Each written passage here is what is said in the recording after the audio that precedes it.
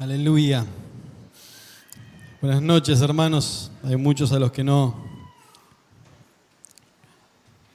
saludé ni bendije.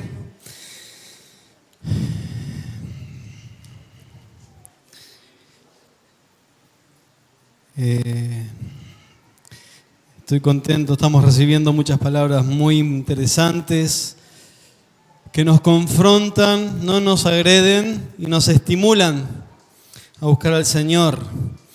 ¿Cómo anduvimos, hermanos, en la semana con la lectura de la palabra? ¿Se acuerdan que nos hablaron hace poquitito? Tuvimos tiempo para meditar, para buscar, para estar con el Señor. ¿O quedó ahí? Es interesante, esto hoy de la mañana, lo pueden escuchar seguramente después por el canal de YouTube. El Señor nos habló de una forma muy preciosa sobre lo atractivo que Él se ha vuelto para nosotros. Y nos preguntaba Lucas si Él es el deseado. Le puse un título a esta predicación.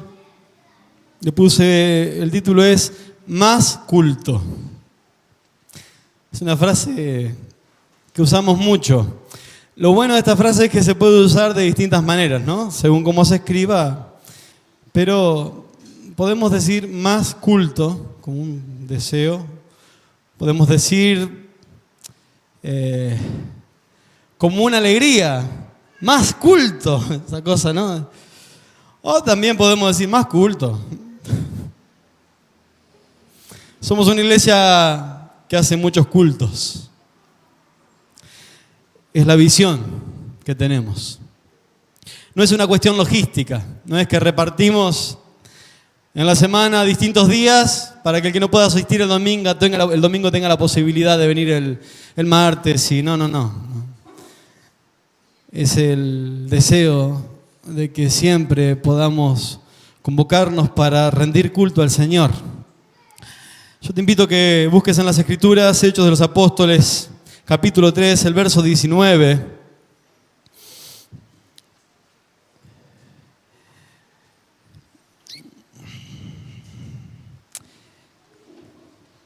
Pedro habla, dice, así que arrepentíos y convertíos para que sean borrados vuestros pecados, para que venga de la presencia del Señor tiempos de refrigerio.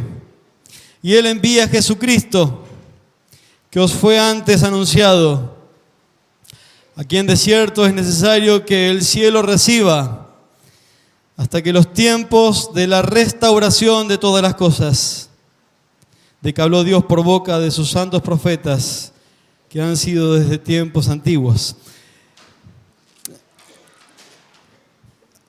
Desde que vino el Señor por segunda vez, ha comenzado un tiempo de restauración. Al pastor Fernando siempre le importa mucho remarcarnos que la restauración en Dios no es solamente volver al original. Esto sería la forma coloquial, es volver al original. En Dios es superior al original. Esta es la restauración que hace Dios. No deja las cosas como antes. Las vuelve superiores, mejores, tienen mayor calidad. Es un salto distinto. Y estamos en un proceso en el que vamos hacia la restauración de todas las cosas. Desde que ha venido Jesucristo y ha hecho su obra redentora en la cruz del Calvario, ha comenzado el periodo de una restauración de todas las cosas. Nuestra alma ha sido libertada. Ahora tenemos vida eterna, tenemos salvación.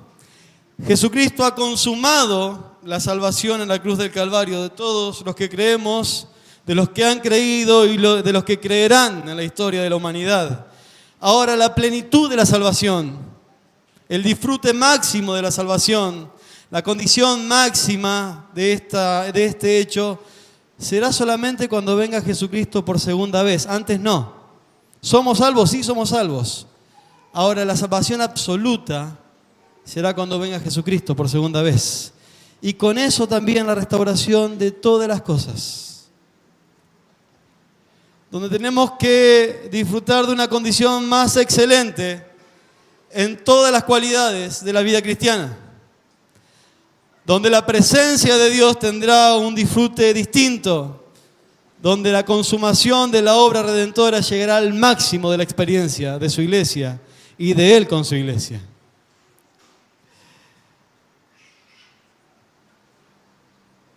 A esto llamamos el periodo de la gracia, donde el Espíritu Santo antes obraba sobre el pueblo de Dios, pero con el primer advenimiento de Jesucristo y su obra, los que creemos en Jesús, ahora el Espíritu está en nosotros. Entonces es la obra del Espíritu Santo que está restaurando la vida de los que creemos y la iglesia del Señor. Llegará un momento donde llegará la consumación de todas las cosas y lo que conocemos ya no lo conoceremos como lo conocemos. Y esta tierra, el cielo pasarán y sus cosas. Dará paso a tierra nueva y cielos nuevos. Es la restauración de todas las cosas. Es otra calidad. Ya estaremos en la eternidad con Él. Pero mientras tanto, dice el apóstol, fue necesario que sea tomado al cielo para que entonces venga el Espíritu Santo y vaya haciendo la obra en este tiempo en nosotros. Estamos en un proceso de redención y en un proceso de restauración. La iglesia fue dando muchos pasos a lo largo de la historia. Ustedes conocen, o quizás no, y por eso me remito a esta palabra. Yo me crié escuchando esto. Y por ahí estoy escuchando predicadores que ahora lo están diciendo y me regocijo porque empieza a aparecer esto que tantos años escuché. Yo era chico y marcábamos esta enseñanza. Y como tenemos hermanos nuevos y hermanas, está bueno remarcar y quiero que entendamos por qué más culto.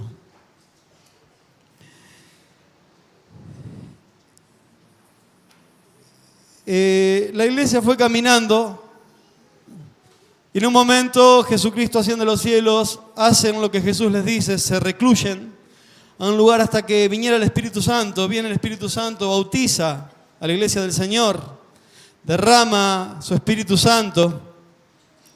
Hay manifestaciones de eso y la cosa se puso muy linda en Jerusalén. Estaba muy lindo el culto. Pero el objetivo de la iglesia no era que se quedara encerrada. Tenía que ir hacia lo último de la tierra, tenía que salir de Jerusalén, tenían que extenderse a las naciones. Pero estaba linda la cosa, no daba para ir, se convertían a miles. Imagínense Pedro tratando de asesino a la gente y la gente se convertía, una locura. Pero creían en Jesucristo, de a miles. Se había puesto muy lindo. Se había puesto también bastante egoísta la iglesia. Se había olvidado de la última comisión que el Señor les había dado, había que salir. Por eso el Señor en su misericordia, por la humanidad, despierta una persecución. Conocemos la época de la dispersión. Entonces la iglesia sale por ahí andando con algunos ciudadanos de Chipre. Se extiende el mensaje del Evangelio mientras algunos escapaban para salvar sus vidas. Y después más adelante empieza la iglesia en Antioquía de Siria. Y mandan a un tal Bernabé y confirma que ahí estaba la gracia del Espíritu Santo y los anima a que sigan adelante. Ahí había llegado también la iglesia del Señor. Ya se empieza a extender y empieza a convertirse los gentiles. Los gentiles son aquellos que no son el gentío, los que no pertenecían al pueblo hebreo, que no eran puros de ahí.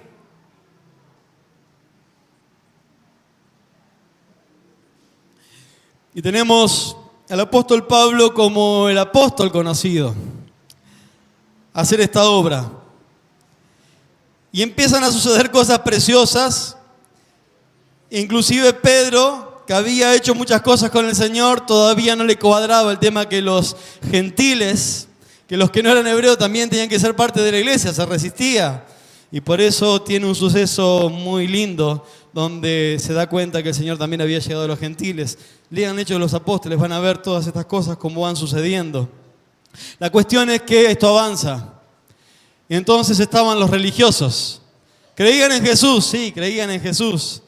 estaban de acuerdo con una cantidad de cosas, pero se resistían a que el mensaje era para todo el mundo, que la salvación era para todas las naciones, o sea, para todos los hombres de las naciones, ¿sí?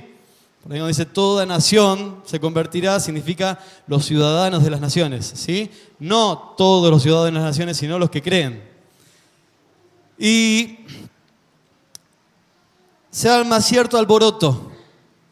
Hay algunos que dicen que los gentiles tienen que hacerse prosélitos, que tienen que convertirse a la religión judía o tienen que ser circuncidados, que no bastaba solamente con creer. Entonces se arma tal cosa que tienen que hacer un concilio.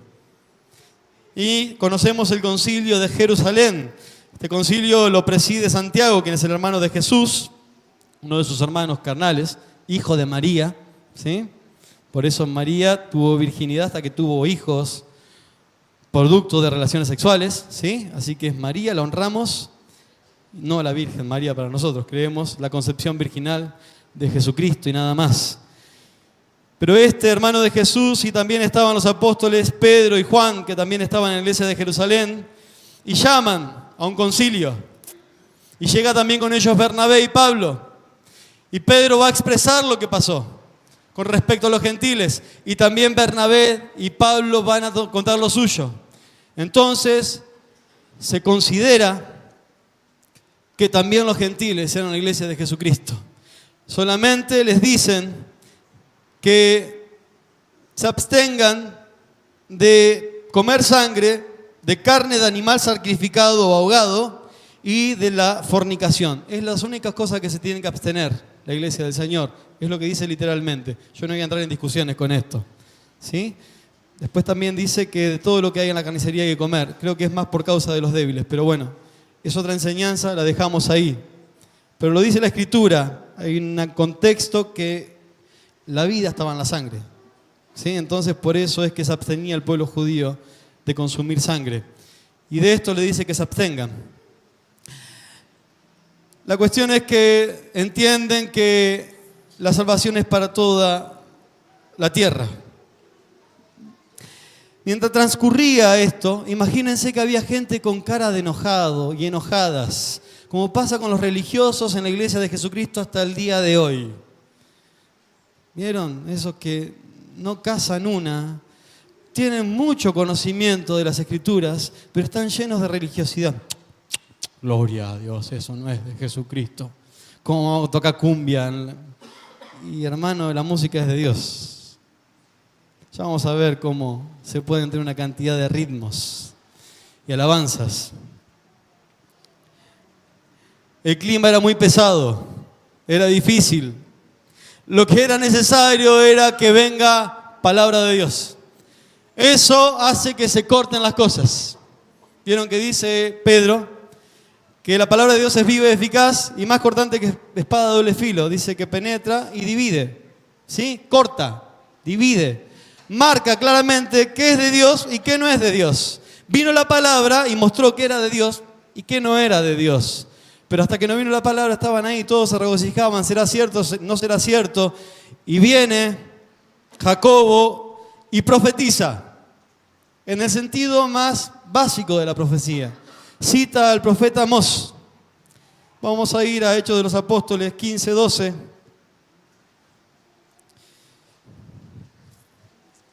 Y va a profetizar. Esta es una forma de profetizar. O lo que yo estoy haciendo ahora es profetizar. O cuando estábamos cantando es profetizar. ¿Saben que eso es profetizar también? Porque por ahí tenemos una cuestión muy sesgada de lo que es la profecía. Hay una cosa es profetizar y otra cosa es el ministerio profético. Dice dice Jacobo en Hechos de los Apóstoles 15:12, dice primero entonces toda la multitud cayó y oyeron a Bernabé y a Pablo que contaban cuán grandes señales y maravillas había hecho Dios por medio de ellos entre los gentiles. Y cuando ellos callaron, Jacobo respondió diciendo: varones hermanos, oídme.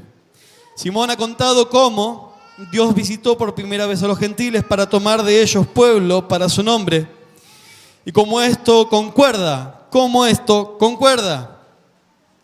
concuerdan las palabras de los profetas, como está escrito, y acá cita a Amós, Y dice, después de esto volveré y reedificaré el tabernáculo de David, que está caído, y repararé sus ruinas, y lo volveré a levantar, para que el resto de los hombres busque al Señor, y todos los gentiles sobre los cuales es invocado mi nombre, dice el Señor, que hace conocer esto desde tiempos antiguos.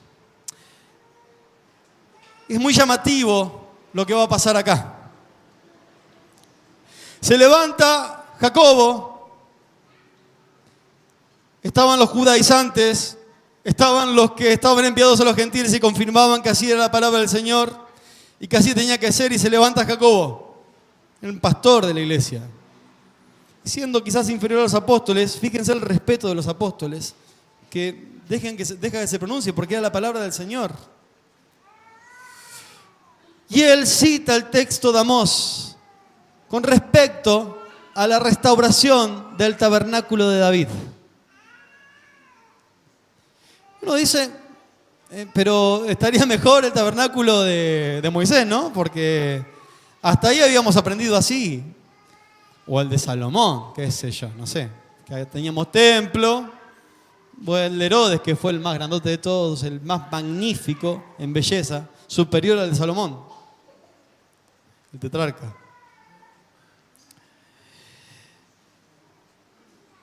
Pero la cuestión es que él dice, ha llegado el tiempo de la restauración del tabernáculo de David.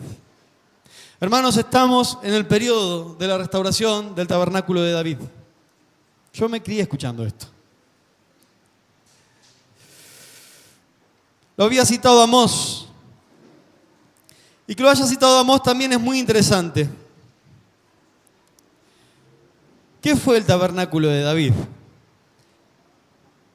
El arca del pacto fue tomada y fue llevada y fue perdida en un momento en la batalla contra los filisteos. Y va a estar el arca entre los filisteos y va a causar estragos. Van a tener tumores, se van a enfermar, se van a debilitar. Los filisteos no quieren saber nada con esto. Entonces el arca se va de ahí y llega a una región. Cuando va a estar David como rey, quiere que el arca vuelva y quiere ponerla en Jerusalén. Quiere llevarla para aquellos lugares. Quiere que esté en Sion. La cuestión es que la van a buscar y preparan algo muy hermoso, un carro muy lindo, con buenas ruedas, bien cómodo, con bueyes que iban adelante. Hicieron culto y danzas y cosas y había sacrificios mientras eso iba a suceder. La cuestión es que cuando iban llevando el arca, los bueyes tropezaban, el arca se ve que se inclinó, Usa extiende la mano, toca el arca y se muere. En la era de Nacón, la era es donde se separan también las cosas. Esta temeridad le costó la vida, le agarra una aflicción tremenda a David. Dice, ¿cómo voy a llevar esto para allá? Entonces agarra y lo mandan a la casa de un tal Obed-edom, que era geteo, un gentil. Y no va que en esa casa el Señor empieza a prosperarlo, a bendecirlo, las cosas le va bien. Y no pasaba lo mismo que con los filisteos. Lo que pasa es que Obed-edom no estaba en contra del pueblo de Israel como los filisteos, y en contra de Dios, y en contra de la soberanía de Jesucristo. De alguna manera, hablando proféticamente. Entonces David se entera y dice, bueno, vamos a buscarla. Pero cambió las cosas, ahora hizo como correspondía. Había una forma de llevar el arca. Hicieron las cosas como correspondía. Llegan a Sion, que no era el lugar donde estaba el tabernáculo de Moisés, sino que David le hace una choza. La palabra tabernáculo se corresponde más con lo de Moisés, que es lugar de encuentro. ¿Sí? En el hebreo cambia la palabra, da más sentido de tienda, de choza, de algo más sencillo, más simple, más chiquitito. Y agarra a David y lleva y mete el arca en un lugar donde no correspondía. Pero a Dios no le desagrada. Qué diferente, ¿no? La cuestión era cómo se llevaba, no el lugar donde iba a estar. El lugar donde va a estar es en todo lugar. Donde estemos nosotros, somos el tabernáculo, somos el templo del Dios viviente, columna y baluarte de la verdad. No importa el lugar. Le dijo Jesús a la mujer samaritana, ustedes dicen que es acá, otro es allá. Dice, pero yo les digo, hermanos, que la hora ha llegado y la hora es en que los verdaderos adoradores adorarán al Padre en espíritu y en verdad. Ya no importa si es Jerusalén, si es Sion, si es Samaria. No, ya no importa esto. El tema es cómo se lleva la presencia de Dios. Y el Señor va a bendecir a Israel. Y el arca va a estar en esa tienda durante casi 40 años. ¿Sabés cuántas horas de culto tenían? 24 horas de culto. No paró, dicen los comentaristas, durante 33 años de darse culto en distintos turnos. Había distintas familias dedicadas a esto. El tema era que si David llevaba el arca al tabernáculo, volvía a la profundidad del lugar santísimo, donde solamente los sacerdotes una vez al año podían penetrar hacia ese lugar. Pero en esta ocasión, el arca va a estar ahí y van a estar todos delante del arca y nadie muere. Y ya no va a haber una orden levítica. David no era levita. David no le correspondía esa administración, pero va a hacer una tienda, va a meter el arca y todos los que estaban cerca podían unirse al culto y estar cerca de la presencia del Señor. Así fueran extranjeros, podían estar cerca de la presencia del Señor. Durante ese tiempo, Israel no perdió una sola guerra. Durante ese tiempo, Israel vivió en victoria. Durante ese tiempo hubo un gobierno estable, un gobierno conforme a lo que Dios mandaba y no otra cosa. Se van a desprender dos mensajes directos con los cuales me crié escuchándolos: el sacerdocio y el gobierno de la iglesia. Ya no había una orden levítica donde solamente algunos podían hacer. Ahí todos eran sacerdotes. Va a tener 4.000 músicos que van a tener sus turnos. ¿Y sabes lo que había ahí? Había cántico, aplausos, alabanzas, manos que se levantaban, música, instrumentos e instrumentos que se inventaban todo el tiempo. El Señor se agradó más del culto que se daba en la tienda de David que lo que se estaba haciendo en el tabernáculo. Cuando llega el momento en que la iglesia florece y se confirma que es para todo el mundo, viene Jacobo, se levanta y dice: ha comenzado el tiempo de la restauración del tabernáculo de David. No ya el de Moisés, no el de Salomón. No es el tabernáculo que la iglesia tiene que restaurar. Lleno de rituales, lleno de costumbres.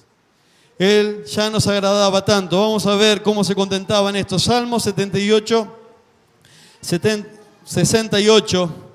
A ver si lo leo de acá. Dice: levántese Dios, 78. Oh, sí. 78. Dice: sino que escogió la tribu de Judá, del monte de Sión, el cual amó. El que sigue dice: edificó su santuario de manera de eminencia, como la tierra que cimentó para siempre. Vamos a ver también el Salmo 132, 13. Dice: porque Jehová ha elegido a Sión, la quiso por habitación para sí. Y también podemos leer el Salmo 50, 13 y 14, donde muestra que él se contentaba más con esto que con los sacrificios. Dice: ¿he de comer yo carne de toros o de beber sangre de machos cabrío? Dice: sacrifica a Dios alabanza y paga tus votos al Altísimo. El Señor encontró mayor contentamiento en el tabernáculo de David. Y la iglesia tiene que restaurar el tabernáculo de David. La iglesia tiene que dar mucho culto al Señor. En el tabernáculo de David no paró el cántico, no paró la alabanza, no paró la música, no paró la profecía. Durante 24 horas, todos los días, distintos turnos. ¿Por qué? ¿Porque era estratégico y logístico? No. Porque David había entendido que había que ministrar la presencia de Dios todo el tiempo. Y ahora somos el templo del Señor. La adoración no es decir tantas veces al Señor que lo amamos. Arrodillarnos y decir te amo y te amo no es tener intimidad con el Señor necesariamente. La administración de la adoración es una acción constante de obediencia a Dios que muestra el amor que tenemos por Él. Si amamos a Dios, obedecemos sus mandamientos. Entonces sí, quizás vamos más profundo. Ahora David llegó a amar tanto la presencia del Señor que dijo que en la casa del Señor estaría para siempre, para inquirir en su templo santo. Él quería inquirir, no solamente era escuchar la música, quería ir más allá. Quería profundizar, quería estar en las profundidades de Dios. De alguna forma, el tabernáculo de David fue una tipificación del tiempo de gracia que hoy vivimos. ¿Era lo correcto que estuviera el arca ahí? No. Lo correcto era que estuviera en el tabernáculo. El tabernáculo mostraba todo lo que Jesús es. Cada cosa, la mesa de la propiciación, el candelabro, la fuente, el lugar santo, todo anuncia a Jesucristo. Ahora nosotros tenemos a Jesucristo, tenemos al Padre y tenemos al Espíritu Santo que está obrando en nosotros, siendo nosotros su tabernáculo.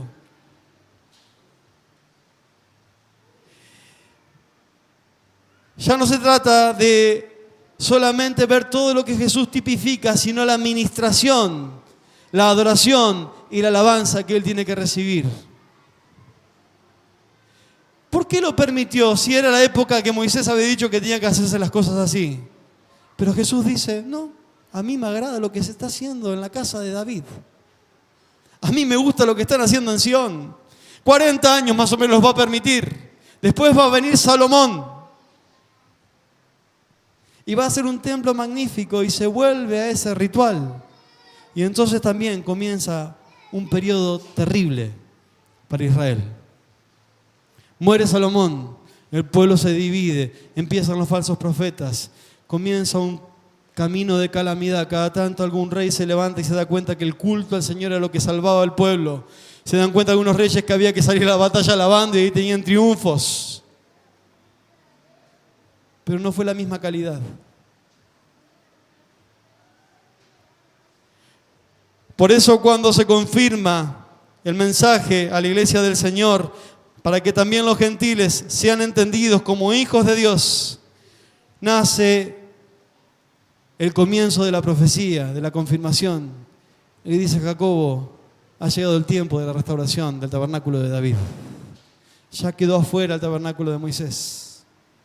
Ya queda destituido el tabernáculo de Salomón. Ahora se trata de restaurar el tabernáculo de David. Se trata de que el culto sea mejor. Se trata de que vengamos a glorificar a Dios. Se trata de que vengamos a buscar su reino y su justicia y no las añadiduras. El Señor confirmó el reinado de David para siempre. Jesucristo va a ser del linaje de David. Conforme a ese corazón habrían de ser los reyes que hacían las cosas conforme a la voluntad de Dios, como David había gobernado.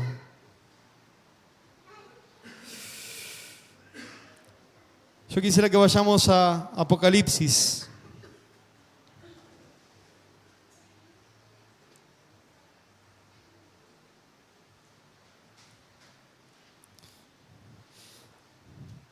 capítulo 1, verso 4. Dice Juan, a las 7 iglesias que están en Asia: gracia y paz a vosotros, del que es, del que era y del que ha de venir, y de los 7 espíritus que están delante del trono, y de Jesucristo, el testigo fiel, el primogénito de los muertos, el soberano de los reyes de la tierra, al que nos amó y nos lavó de nuestros pecados con su sangre. 6. Y nos hizo reyes y sacerdotes para su Padre. A Él sea la gloria y el imperio. Les dije que salían 2 mensajes del tabernáculo de David: el reino y el sacerdocio.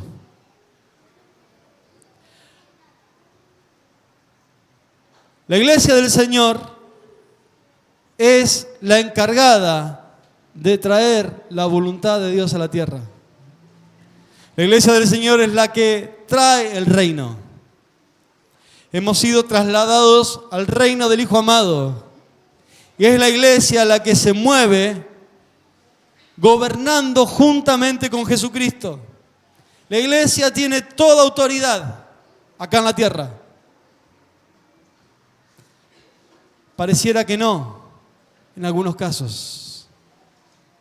Pareciera que tenemos que tener a veces políticos arriba de las plataformas para ver cómo acompañamos los gobiernos.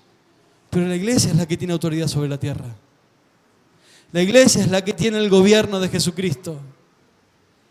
La iglesia es la que reina juntamente con Él. La iglesia es la que tiene el reino y la justicia de Dios. Por eso la naturaleza de la iglesia no es venir a buscar las añadiduras.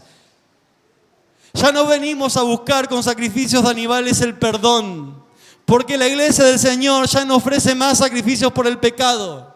Se terminó. Eso era del tabernáculo de Moisés. Él es el Cordero fiel que ha muerto una vez y para siempre. Y en la iglesia ya nos ofrece sacrificios por el pecado. La iglesia del Señor es la que viene a buscar el reino y la justicia y recibe bendiciones añadidas. Parece que no a veces. Parece que la iglesia del Señor por momentos pareciera ser la que busca añadiduras y a veces se acuerdan de que hay un rey y deposita la esperanza en los gobiernos humanos. Hermanos, esta tierra será aniquilada y vendrá la restauración de todas las cosas. Y nosotros estamos en el proceso de la restauración, comenzando por la restauración del tabernáculo de David. Más culto, más culto.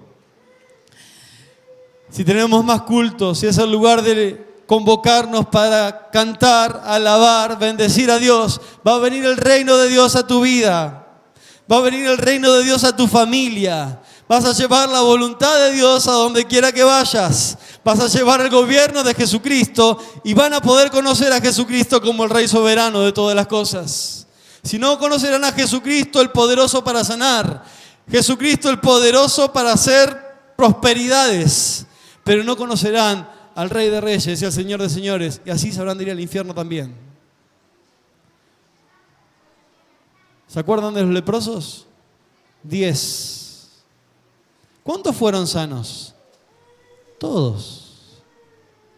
¿Cuántos volvieron? 1. ¿Quién conoció al Rey de Reyes, al Señor de Señores? 1.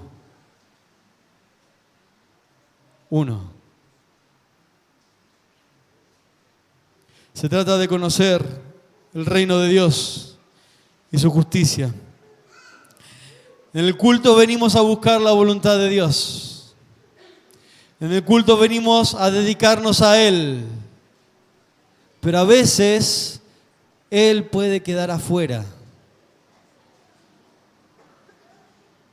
De ahí viene el mensaje que el Señor le manda a la Odisea. Esto lo aprendí desde muy chico. Podemos buscarlo, Apocalipsis 3. verso 14. Dice, escribe el ángel de la iglesia en la Odisea, aquí el amén, el testigo fiel y verdadero, el principio de la creación de Dios. Dice esto, yo conozco tus obras, que ni eres frío ni caliente, ojalá fuese frío o caliente, pero por cuanto eres tibio y ni frío ni caliente, te vomitaré de mi boca. Otra versión dice, te voy a escupir. Porque tú dices, yo soy rico y me he enriquecido y de ninguna cosa tengo necesidad, y no sabes que tú eres un desventurado, miserable, pobre, ciego y desnudo. Por tanto, yo te aconsejo que de mí compres oro refinado en fuego, para que seas rico, y vestiduras blancas para vestirte, y que no se descubra la vergüenza de tu desnudez, y unge tus ojos con colirio para que veas. Dice, yo reprendo y castigo a todos los que amo. Sé pues celoso y arrepiéntete. Y acá viene una palabra para la iglesia, no para los que no conocen a Dios. Dice, he aquí, yo estoy a la puerta y llamo. Si alguno abre la puerta, entraré a él y cenaré con él y él conmigo. Era una iglesia que se creía rica, que no tenía necesidad de nada, estaba completa, pero había alguien afuera.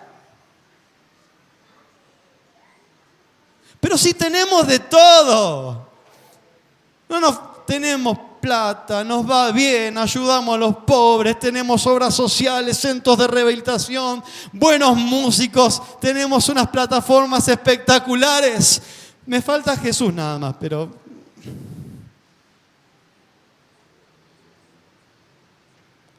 Y Jesús diciéndole a la iglesia, yo estoy a la puerta y llamo.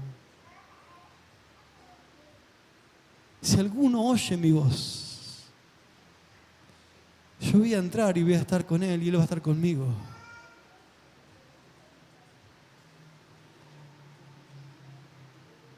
Siempre dijimos que el culto es el reverente homenaje a Jesucristo.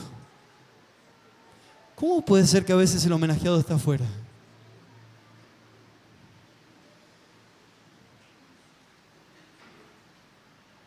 Hermanos, tenemos que restaurar el tabernáculo caído de David. Tenemos que venir por Jesucristo.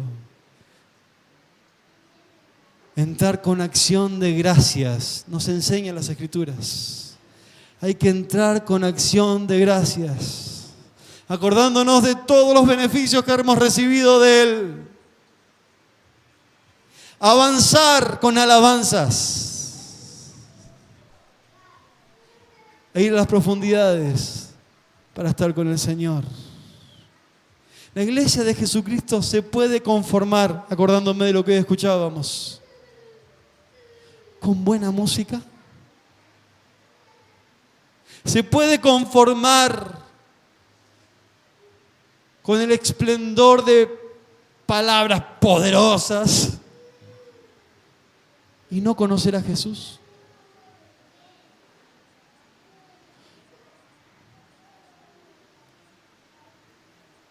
Es el tiempo de la restauración. Es el tiempo de poner gloria en alabanza. Es el tiempo de decir, yo y mi casa serviremos a Jehová. Y yo cuando esté en la puerta de mi casa y veo un hermano que pase, pueda decir como David, yo me alegré con los que decían, a la casa de Jehová iremos. ¿Más culto? Más culto. Más culto. Pero tenemos más culto.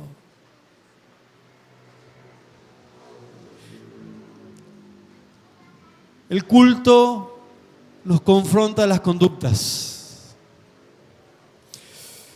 Quiero explicarte por ahí qué es una conducta. Ya pueden ir subiendo los músicos, por favor.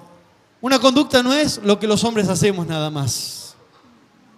No es que el hombre se levanta y dice, hoy voy a hacer esto. No. La conducta es una respuesta a un determinado estímulo. Hay estímulos que producen determinadas respuestas. Y eso es nuestra conducta.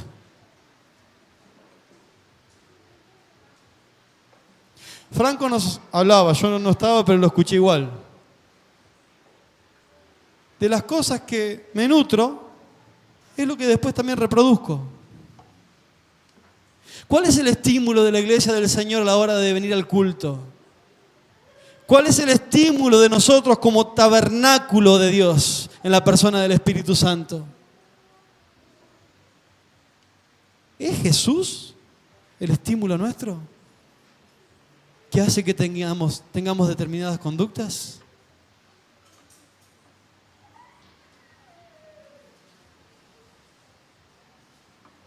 ¿Es Él el que nos estimula y respondo en conformidad a ese estímulo? ¿O no es Jesús?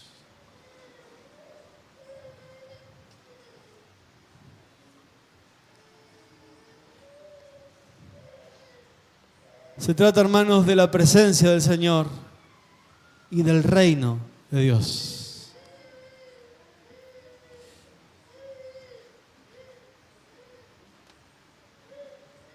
David dijo, yo quiero la presencia de Dios cerca de todos.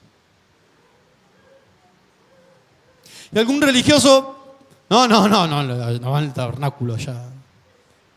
Dijo David, pero yo la quiero poner acá. Pero vos te diste cuenta de lo que pasó con Usa, sí, pero el tema era cómo lo llevaba, no dónde estaba. Porque a Obed-edom, que era un gentil, lo bendijo. ¿Por qué no puede bendecirme también a mí? Yo quiero que esté la presencia de Dios cercana a todos y que todos se acerquen a la presencia de Dios. Más culto. El culto nos acerca a la presencia de Dios y confronta nuestras conductas. Porque cuando hay unos cuantos que ponen a Jesucristo en el medio, se nota que el centro está siendo Él. Y el que no quiere entrar se puede resistir, pero está siendo confrontado en la conducta.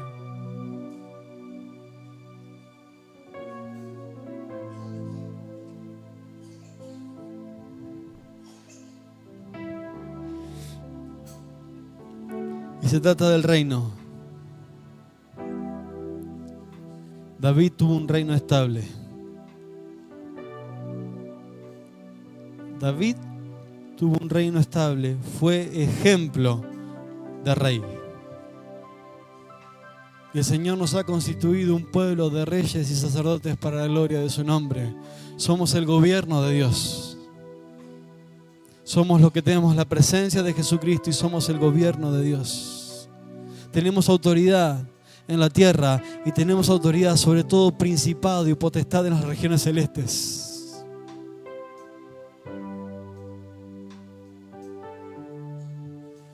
Hay principados y potestades, hay un gobierno en las regiones celestes. Hay príncipes en las regiones celestes, príncipes de maldad, gobernados por el príncipe de este mundo. Y la iglesia tiene autoridad sobre todas estas cosas. Somos el gobierno de Dios. A nuestra merced están toda autoridad nos ha sido dada con Jesucristo acá en la tierra y en los cielos. Pero qué bárbaro, ¿no? Cuando se tomó conciencia de que la iglesia era general, la primera palabra que vino fue: hay que restaurar el tabernáculo de David. ¿Por qué nos importa tanto el culto, hermanos? Porque cuando reunida en concilio la iglesia, el Señor abrió su palabra y dijo: hay que hacer culto. ¿Cómo? Sí, con música, porque así era el de David. Con creatividad, con profecía, con cántico, con saltos, con danzas, con adoración. ¿Por qué entendemos que es la forma? Porque es así como hemos entendido por las Escrituras. Primero, la primera actividad de la iglesia del Señor es el culto a Jesucristo. ¿Por qué? Porque administramos el reino, el gobierno y la presencia de Dios. Somos reyes y sacerdotes. Ya no el otro, ni el que le siguió. el del medio, donde Jesús permitió que ya no fuera por la ley, sino como a él le agradaba.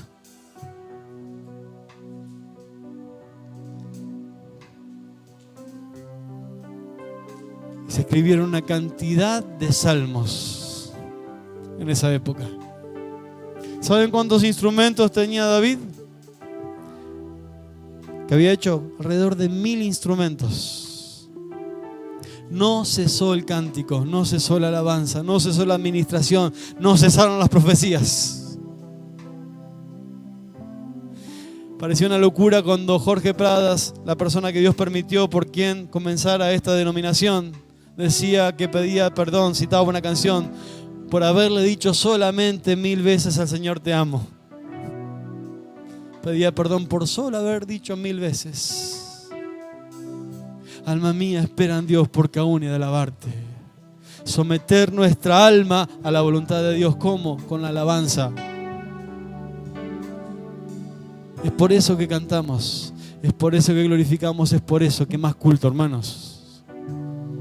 Que pueden cesar una cantidad de otras cosas en las actividades de la iglesia, pero nunca el culto al Señor. El perjuicio del pueblo de Dios a lo largo de la historia fue que el altar dejaba de tener el encendido que tenía que tener. Cuando fue la restauración, lo primero que se restaura es el altar, comienza el culto, por ahí comienza la obra, pero después más adelante el culto que el Señor nos dice que es del que se agrada es el del tabernáculo de David, ya no el de Moisés, donde todos somos sacerdotes y podemos ir a los lugares más profundos. Todos.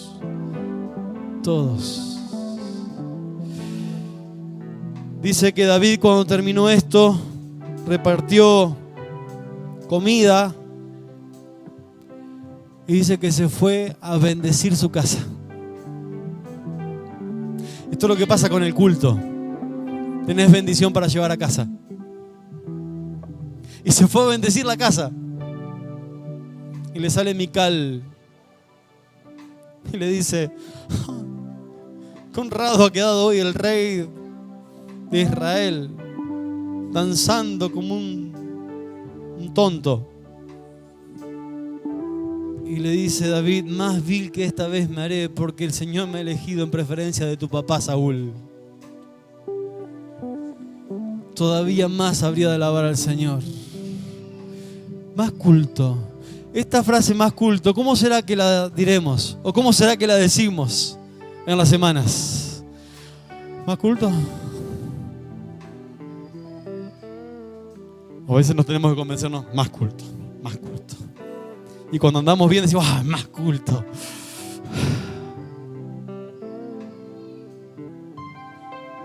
Al culto, hermanos. Yo sé que no siempre podés. Pero yo sé que muchas veces sí podés. Y por ahí alguna cosita puede impedirlo, pero no por causa de una realidad. Al culto, hermanos, al culto. Ha comenzado el tiempo de la restauración de todas las cosas. Ha venido la gracia de Jesucristo. Por Moisés fue dada la ley, pero la gracia y la verdad vinieron por medio de Jesucristo. Aquel culto tipificaba el tiempo del culto de la gracia. Yo sé que muchos no sabían esto de las Escrituras. Yo me crié con esto y entendí que era tiempo de rescatar esta enseñanza. Tenemos que restaurar el tabernáculo de David. Es este el culto al Señor. Amén. Te pones de pie y buscas al Señor con un fluir de tus palabras. Le puedes decir que venga su reino. Tantas veces cantábamos cuando era chico: venga tu reino, venga en verdad. Señor, sea hecha tu santa voluntad. Pero yo te animo a que cerremos hoy, como nos enseña el apóstol Pablo, ser un sacrificio santo, agradable a Dios. Y dice que es sacrificio vivo. Lo de Moisés fue una copia del verdadero culto que se debía ministrar al Señor. En tanto que era copia, era imperfecto, no era suficiente. pero símil al perfecto era el que David había emprendido, y ahora ya con la gracia instalada podemos dar un culto perfecto a Dios, lleno de la voluntad de Él. Así que busca el rostro del Señor ahora. Vamos a buscar a Dios unos segundos y vamos a cerrar alabando al Señor, dando culto, bendiciendo su nombre, buscando que venga su reino, que su voluntad sea hecha. Y vamos a llenarnos de cosas para llevar a casa, para bendecir, para llevar bendición. Y vamos a tomar conciencia que somos templo del Dios viviente, que tenemos que dar un culto en todo lugar, en todo momento, que no se puede apagar la alabanza a Jesús, que tenemos que estar llenos de alabanza todo el tiempo, que todo el tiempo nuestra vida sea esa leña que arde, que seamos todo el tiempo grato olor de Cristo, que no nos olvidemos, porque en tanto la alabanza esté en nosotros, nuestro estímulo será Jesucristo y nuestras conductas serán conforme al que gobierna la vida, al que está siendo entronizado, al que está siendo central en la vida nuestra. Nos va a salvar de muchas cosas el permanecer en una actitud de adoración. El Señor no está buscando gente que le adore, está buscando adoradores, gente que permanezca en la presencia de Dios. Esto se traduce como un pueblo que obedece, como hijos de Dios que están en la obediencia. Y esto evidencia que amamos a Dios, que seamos un culto permanente, pero que mejoremos el momento del encuentro. El tabernáculo en tanto significa reunión. Al momento de reunirnos, la presencia de Dios sea fuerte, transformadora, que pueda fluir y que haya profecía en medio de la iglesia, que haya participación, que haya oraciones, que haya un fluir distinto en la iglesia de Dios. Señor, no queremos una iglesia estereotipada, una iglesia que no protagoniza, que no levanta su voz. Señor, queremos funcionar ministrándote como sacerdotes, todos, cooperando, trayendo, dando, participando, trayendo palabra, trayendo oraciones de alabanza. Señor, tenemos que mejorar el culto, tenemos que restaurar el culto, y vamos a hacerlo por tu gracia. Señor, queremos que el culto sea restaurado. Es la alabanza, es el sacrificio de alabanza el que nos llena, el que nos capacita cada vez más, el que nos equipa de lo necesario para ir de triunfo en triunfo. Señor, queremos una vida estable, donde tu reino sea establecido, Señor. Oh, Jesús. Vamos a elevar un cántico nuevo a Jesús, un cántico de alabanza.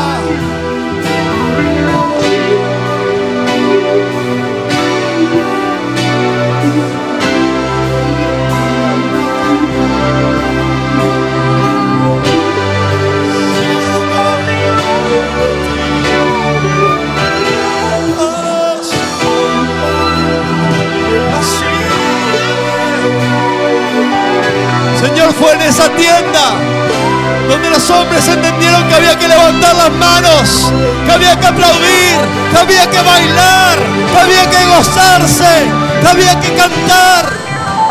Y vos te agradaste.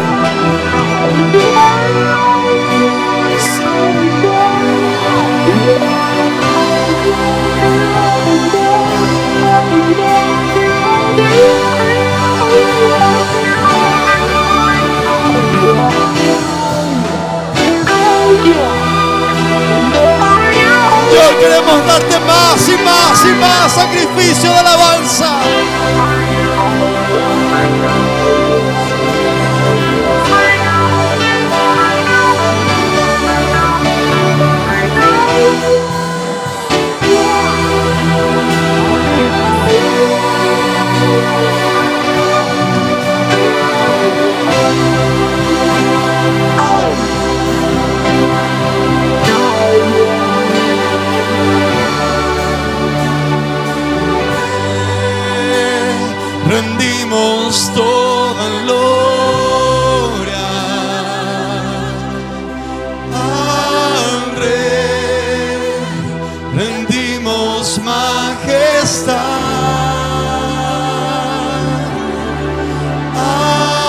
Rey rendimos toda gloria. Al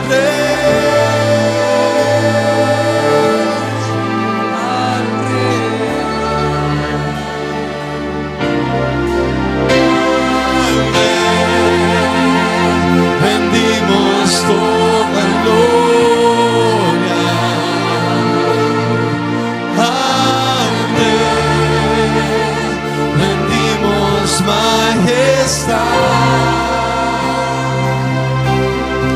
Al Rey rendimos toda gloria.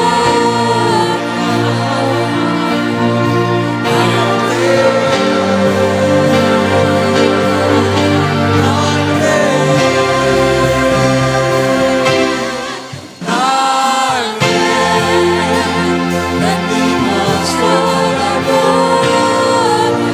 venga tu reino, Rey. Hágase tu voluntad.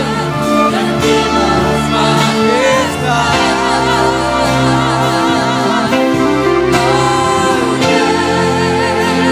Rendimos toda gloria. Al Rey.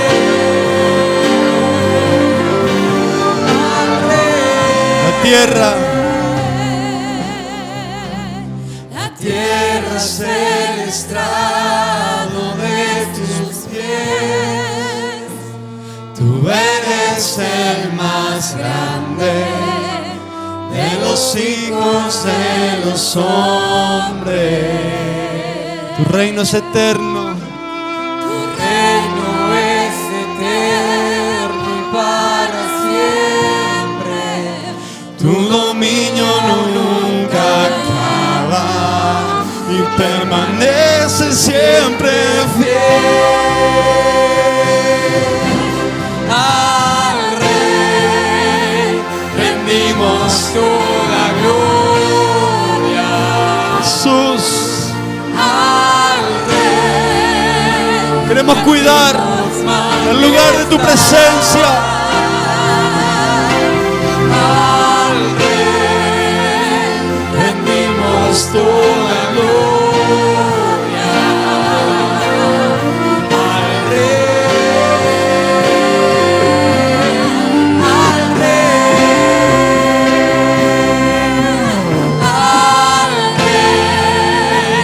rendimos toda gloria. Señor, no venimos por los beneficios, no venimos por añadiduras.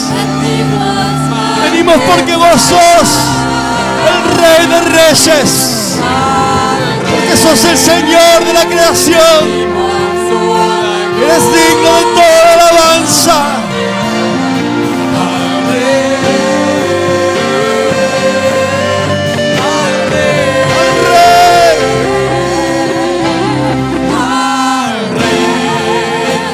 Rendimos toda gloria.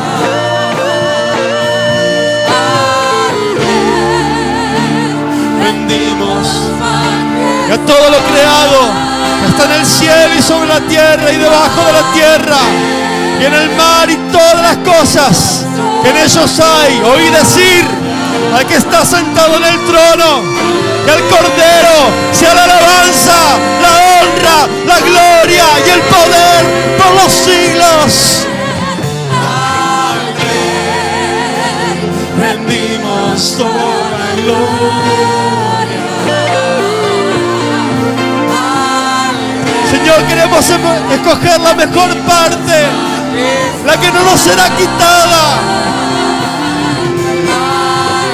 Hablemos de alabarte y de bendecir tu nombre y de cantar alabanzas toda la eternidad.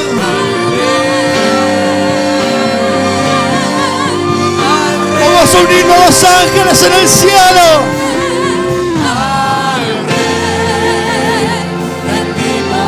Así como en el cielo, en la tierra, Señor, se ha alabado tu nombre.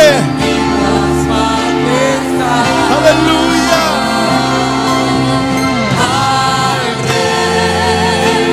Rendimos todo.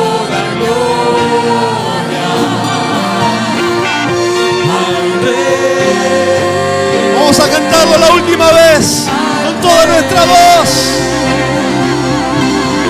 Al Rey rendimos toda gloria. Al Rey rendimos majestad. Aleluya. Al Rey rendimos toda gloria. Al